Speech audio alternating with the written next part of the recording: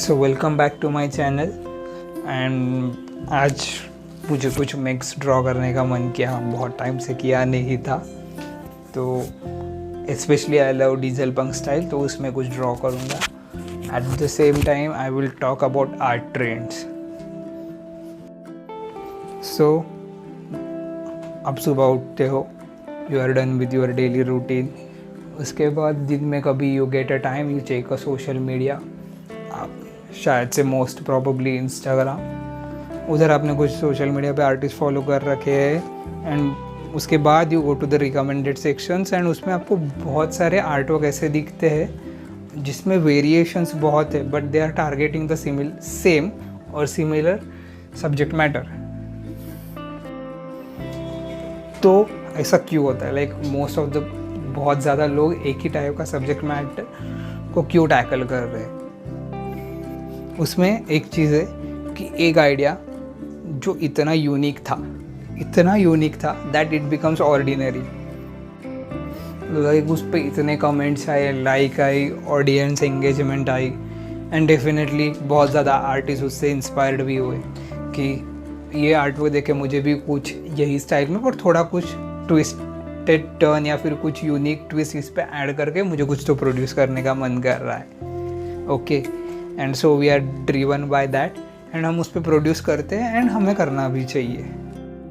And most of the time क्या होगा, अगर आपका कोई क्लाइंट है एंड उसको कोई ऐसा चीज़ें पसंद आता है और वो सोशल मीडिया पे ऐसी चीज़ें देख रहा है और वो देख रहा है कि लोगों का एंगेजमेंट भी है इसमें बहुत ज़्यादा, तो वो भी आर्टिस्ट से वही स्टफ डिमांड करेगा और आर्टिस्ट भी वही स्टाइल में प्रोड्यूस करेंगे। नो डाउट, उसमें कोई गलती नहीं है। You are giving something to the client that he wants and that he pays for. But my problem is that when it becomes norm कि बहुत ज़्यादा लोग वही स्टाइल में प्रोड्यूस कर रहे हैं एंड अभी मोस्ट ऑफ द टाइम वही स्टाइल में काम होता है सभी जगह, एंड फिर नए आर्टिस्ट को उससे ब्रेक थ्रू करने में बहुत डिफ़िकल्ट आता है। Like then it started to become a trap. पहले जो एक क्रिएटिव इंडेवर था, अभी वो एक ट्रैप बन गया है कि आपको वही इसमें प्रोड्यूस करना है आर्ट वर्क। एंड स्पेशली क्या होता है कि हम वो एज एन आर्टिस्ट हम वो ट्रेंड से भी ज़्यादा इतना यूज टू हो जाते हैं कि जब भी हमें अपना आर्ट स्टाइल चेंज करना होता है तभी वो करना डिफ़िकल्ट हो जाता है। फिर भी जो प्रोज है वो they are done with their fundamentals, तो वो कर सकते हैं।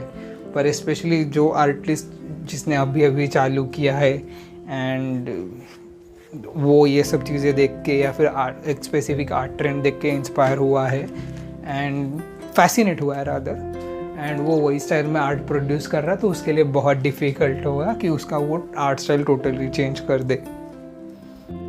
सो पहले वो पोस्ट पे या फिर वो आर्ट वर्क पे इतना ज़्यादा ऑडियंस एंगेजमेंट था। लाइक लोग कमेंट कर रहे थे, लाइक कर रहे थे या फिर शेयर कर रहे थे एक दूसरे के साथ, या फिर वो इंस्पायर हो रहे थे एक दूसरे को देख के, बिकॉज वो बहुत यूनिक था। लाइक क्लाइंट भी इसीलिए वो डिमांड कर रहे थे वैसा आर्ट वर्क, क्योंकि वो यूनिक था, कुछ नया देखा, यू गेट फैसिनेटेड। आर्टिस्ट लोगों ने भी वो स्टाइल में ड्रॉ किया क्योंकि they get inspired by that art work.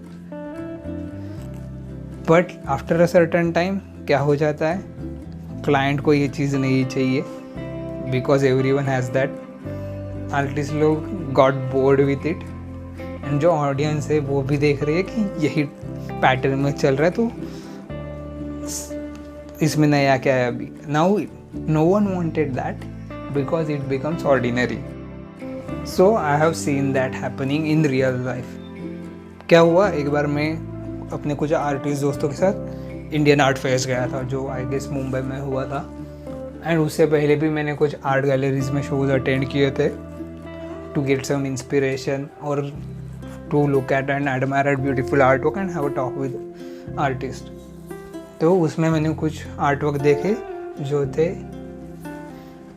Varanasi के रिवर बैंक्स के, और बहुत अच्छे थे। उसमें कंपोजिशन अच्छा था, वो पूरा एक टोन सेट किया था वो आर्टिस्ट ने, एंड काफ़ी ज़्यादा अच्छा था वो बहुत चीज़ें कम्युनिकेट कर पा रहा था उसमें से वो पेंटिंग थ्रू, और वो इतना यूनिक था कि आई जस्ट लव्ड इट। उसके बाद क्या हुआ, शायद से कुछ महीने बाद मैं इंडियन आर्ट फेस्ट गया था, एंड उधर भी मैंने बहुत ज़्यादा पेंटिंग्स देखे जो वाराणसी रिवर बैंक्स के थे। तो पहले क्लाइंट वो चीज़ डिमांड कर रहा था, लाइक लोग वो चीज़ खरीद रहे थे क्योंकि वो चीज़ बहुत यूनिक थी। अभी you are in a market Indian art fest में मोर देन 5000 पेंटिंग्स हैं, और मोस्ट ऑफ द टाइम और मोस्ट ऑफ द पेंटिंग्स वो वाराणसी रिवर बैंक्स की थी। अभी एवरी अल्टरनेट स्टॉल पे मैं वो वाराणसी रिवर बैंक का पेंटिंग देख रहा हूँ, तो अभी वो किसी को भी नहीं चाहिए। इवन तो उसमें कोई नया चीज़ ऐड कर रहा है या फिर नया चीज़ कन्वे करने का ट्राई कर रहा है, his voice is getting lost in that echo, because even though वो डिफरेंट पर्सपेक्टिव में पेंटिंग पुट करने का ट्राई कर रहा है, भले वो वाराणसी रिवर बैंक का हो, पर इतने सारे वाराणसी रिवर बैंक के पेंटिंग देख लिए कि इन जनरल मैं वो सब्जेक्ट मैटर में ही इंटरेस्ट लॉस्ट कर दिया, एक ऑडियंस ने भी, like I am done with those paintings, ऐसा हो गया था मेरा। And you can't blame the artist, क्योंकि वो स्टॉल्स का जो चार्जेस रहता है वो बहुत रहता है, लाइक आई गेस तो 60 या 70,000 के आसपास एक स्टॉल रहता है, और उसमें भी लोग कंट्रीब्यूट करके 2-3 आर्टिस्ट कंट्रीब्यूट करके एक स्टॉल लेते हैं टू शोकेस देयर पेंटिंग। तो ऐसा टाइम पे at least you want return on your investment, and अगर पता है कि ये चीज़ें मार्केट में बिकती है तो you will start producing only those kind of art work that आप उतना रिस्क नहीं लेना चाहते, दैट आपका घरदार बेच के you don't want to showcase in those galleries. उसमें डेफिनेटली क्या चीज़ हुई कि एक जो आर्टिस्ट है, you don't want to take risk with 70,000, so आपने क्या किया, जो मार्केट में बिकता है वही प्रोड्यूस किया, and by doing that you have taken bigger risk. Like for example, पहले मार्केट में आप जो चीज़ बेचते हो वैसा कोई नहीं बेच रहा था, बट नाउ अभी वो चीज़ बेचता है, इसलिए सभी ने बेचना चालू किया, तो अभी एक तो कंपटीशन बढ़ गया, पहला चीज़, और दूसरा चीज़ अभी वो इतना कॉमन हो गया कि वो किसी को नहीं चाहिए। लाइक कोई भी नहीं चाहता कि वो एक पेंटिंग का 5 लाख पे करे या 6 लाख पे करे, आई गेस हो, और 2.5 लाख पे करे, और वो सेम पेंटिंग और वो सिमिलर पेंटिंग वो किसी के दूसरे के घर जाए तभी उसको भी देखे कि हाँ सेम ही पेंटिंग है। कोई नहीं चाहता, because most of the audience जो आर्ट एडमायरर है दे पे फॉर दैट प्रीमियम प्राइस, क्योंकि वो एक सिंगल पीस रहता है एंड वो बहुत यूनिक रहता है specific to that artist. Even though वो आर्टिस्ट के पास बहुत ज़्यादा लोग जाएंगे to admire his art work, बहुत सारा ऑडियंस जाएगा, जो आर्ट एडमायरर है वो जाएंगे उधर कि उसने इतना अच्छे से एग्जीक्यूट किया है कोई चीज़, और वो बंदे का वो स्किल सेट भी उतना अच्छा है कि वो लेवल पे वो प्रोड्यूस कर पाया वो आर्ट वर्क। डेफिनेटली उसके पास स्किल सेट है कि वो एग्जिबिट कर पा रहा है उधर, बट उसका जो कोर सब्जेक्ट मैटर है उसमें से ही स्ट्रेंथ निकल गया अभी। लाइक ट्रेंड का मैं और एक चीज़ नोटिस किया था, लाइक बीच में इंडिया में इतना स्टार्टअप आ गया कि हर कोई स्टार्टअप चालू करना चाहता है। Like that idea was so unique that everyone wanted to do that, जिनको बिजनेस करना भी नहीं है, for the sake of having that tag named entrepreneur. So what I will suggest, कोई भी आर्ट ट्रेंड आता है तो have a look at it. ऐसा नहीं बोलना चाहता कि मैं कोई आर्ट ट्रेंड देखो ही मत, फॉलो भी मत करो, स्टडी भी मत करो उसका। Have a look at it, उससे इंस्पायर्ड होके कुछ सीरीज ऑफ आर्ट वर्क आप प्रोड्यूस कर सकते हो, but don't bet on that, या फिर don't get stuck to it. वो आर्ट ट्रेंड आया गया, you go on with your practice and वही आर्ट वर्क प्रोड्यूस करो जो ऑथेंटिक टू योर सेल्फ है।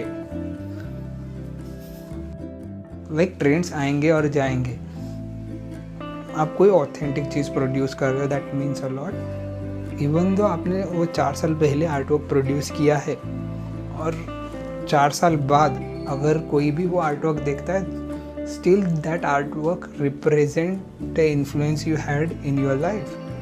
वो एक स्टोरी नरेट करता है आपके बारे में या फिर आपके लाइफ के बारे में। That art work doesn't become irrelevant, which is not the case with the trend. एक ट्रेंड आएगा जाएगा एंड शायद से उसमें से कुछ लोग होंगे, स्पेशली जो आर्टिस्ट जिसने वो ट्रेंड चालू किया, उसके लिए वो चीज़ मायने रखती रहेंगी। शायद से आप उसका लाइफ में जाओगे और इवन दो ट्रेंड जाने के बाद आप उसका प्रीवियस आर्ट वर्क देखोगे, स्टिल दोज आर्ट वर्क भले ही वही स्टाइल में हो, they will narrate a story about his life and those will be relevant even after 10 years। वो ट्रेंड जाने के बाद भी कोई ट्रेंड आया, जस्ट दूर रहो, ऑब्जर्व करो उसको, उसमें से पॉजिटिव क्या है, लाइक उसमें से क्या चीज़ है जो मैं अपने आर्ट वर्क में इंटीग्रेट कर सकता हूँ, वो देखो। एंड वो ट्रेंड है, बी श्योर कि वो जाएगा ही।